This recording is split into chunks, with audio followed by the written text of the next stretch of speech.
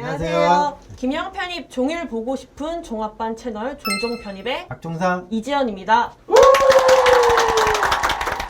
네, 지난 시간에 건국대 편입에 대해서 알아보았는데요. 이번 영상은 저번 건국대 마지막에서 저희가 약간의 스포를 했는데요. 기억나시나요? 편입 준비생들이 가장 많이 희망하는 학교 중앙대입니다.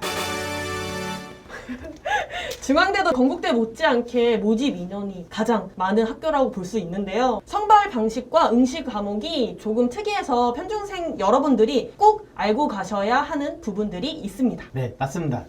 이번 영상에서는 여러분들이 놓칠 수 있는 부분을 저희가 찝어드리고요. 어렵게만 느껴지는 중앙대 편입, 조금 더 합격권에 다가갈 수 있도록 저희가 팁을 알려드리겠습니다. 중앙대 또 합격한다? 과연 B는 몇 점일지 이번 영상 끝까지 확인해 주시면 되겠습니다. 시청 끝까지 해주세요. 학교를 알아야 합격을 한다. 네, 중앙대 지금부터 시작하겠습니다. 네, 먼저 전형 일정입니다. 올해 모집 요강은 아직 안 나와서 작년도 모집 요강을 기준으로 하고 있는 부분이기 때문에 꼭 체크해 주셔야 될 것 같습니다. 작년 기준으로 설명드리기 때문에 올해 모집 요강 나오시면 다시 꼼꼼히 읽어보셔야 돼요. 중앙대는 다른 학교랑 달리 선발 방법에서 우선 선발과 일반 선발이 있습니다. 우선 선발과 일반 선발에는 지원 자격에 따라 다를 수 있는데요. 우선은 우선 선발보다 일반 선발 알아보면 우리가 아는 대로 일반 편입하고 학사 편입이 있습니다. 일반 선발은 필기고사와 실기고사 등 전형을 통해 선발이 됩니다. 우리 학생들 대부분 일반 선발에 해당하겠죠? 원장님, 여기서 저희 중앙대학교를 지원하는 저희 학생분들이 주의해야 할 상황이 있을까요? 네, 중앙대학교가 이번에 전형 방법이 바뀌었거든요. 자기소개서 작성해야 하는 학과들도 있는데 이제 다 쓰는 걸로 바뀌었습니다. 다 써야 됩니다. 네. 그래서 제출 서류 기한 내에 미제출 시 결격 사유가 되니 반드시 기한 내에 자기소개서 9개서를 반드시 제출해야 됩니다.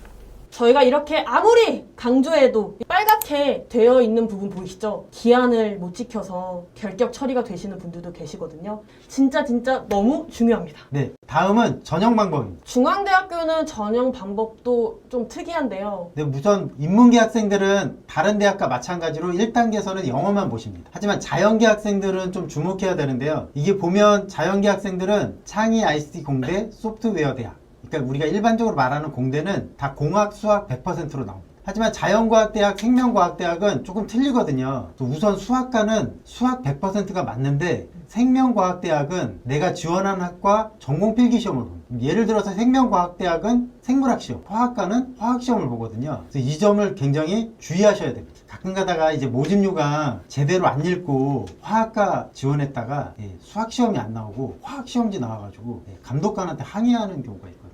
그런 거는 항의하면 안 되겠죠. 자기가 잘못하고 간 거니까.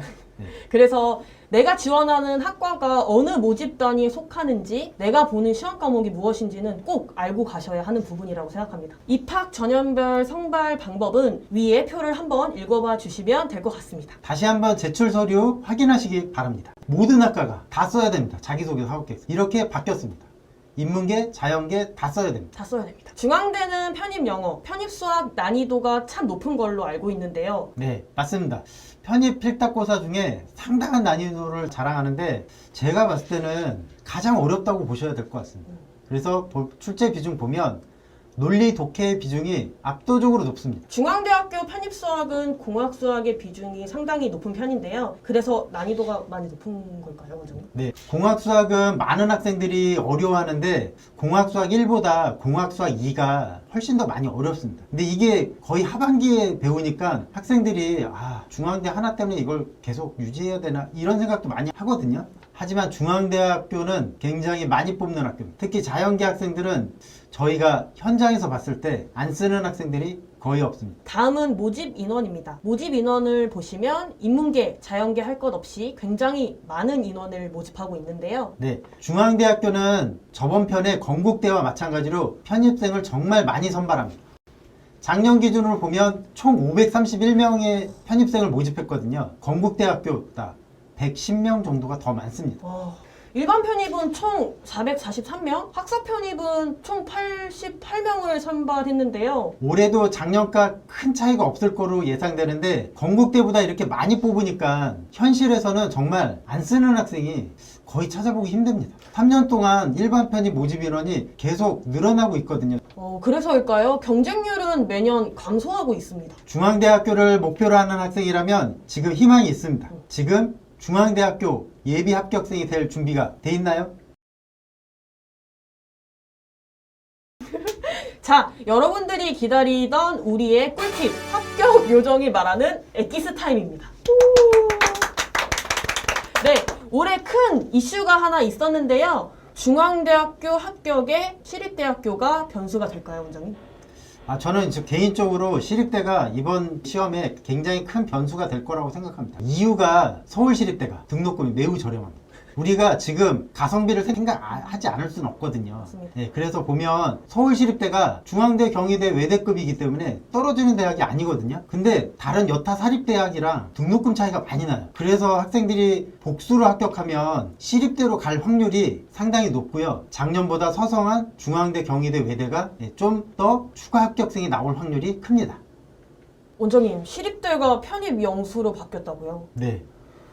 일단은 이 상황에 대해서 서울시립대 편입영 편입수학이라고 처음 듣는다고 하시는 분들 저희 종합반 채널 꼭 구독, 좋아요 해주셔야 됩니다. 네. 앞으로 많은 정보들이 여러분들을 기다리고 있을 거라고 생각을 합니다.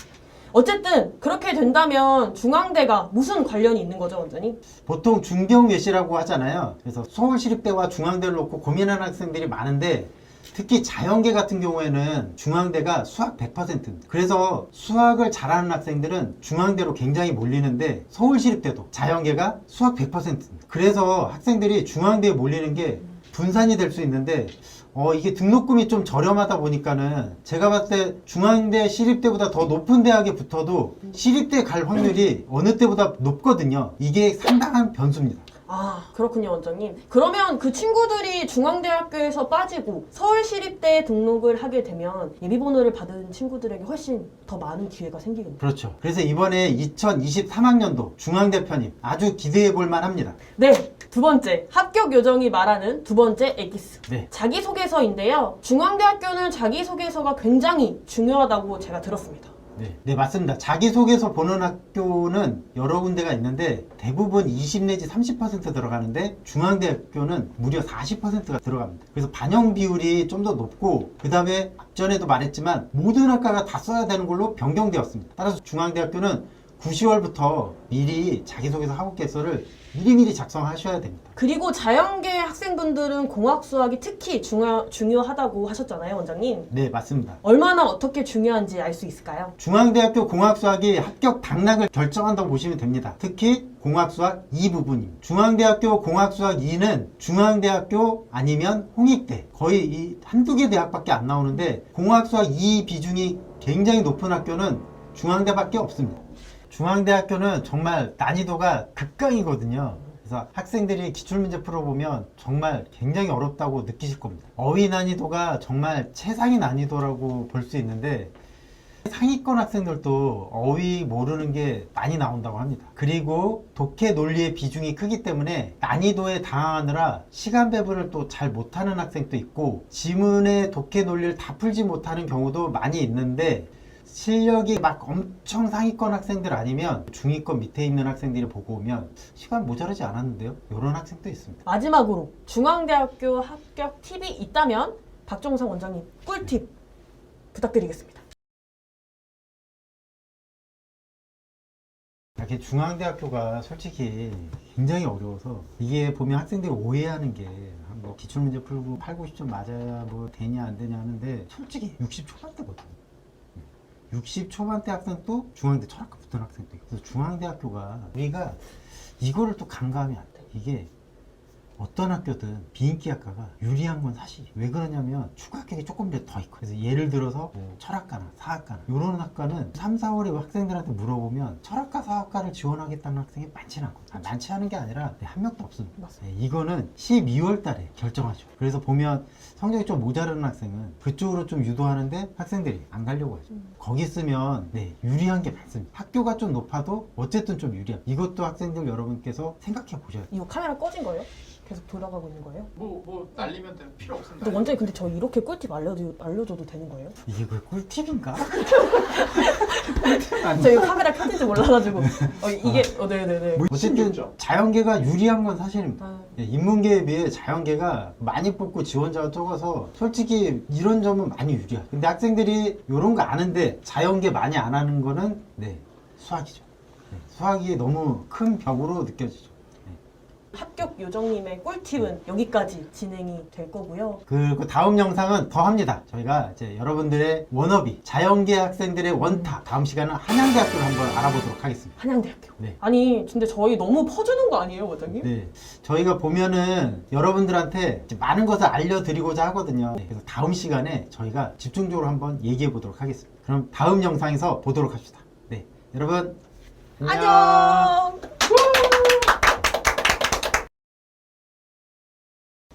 한양대학교는 내가 가봤을 때, 이게 진짜 편의점이 참 좋아. 투썸. CU 참 크고 좋아. 물건도 많고. 우리 동네도 그런 거 있었으면 좋겠는데. 진짜. 거의 마트 수준이에요, 마트 수준. 카메라 없다 그랬는데.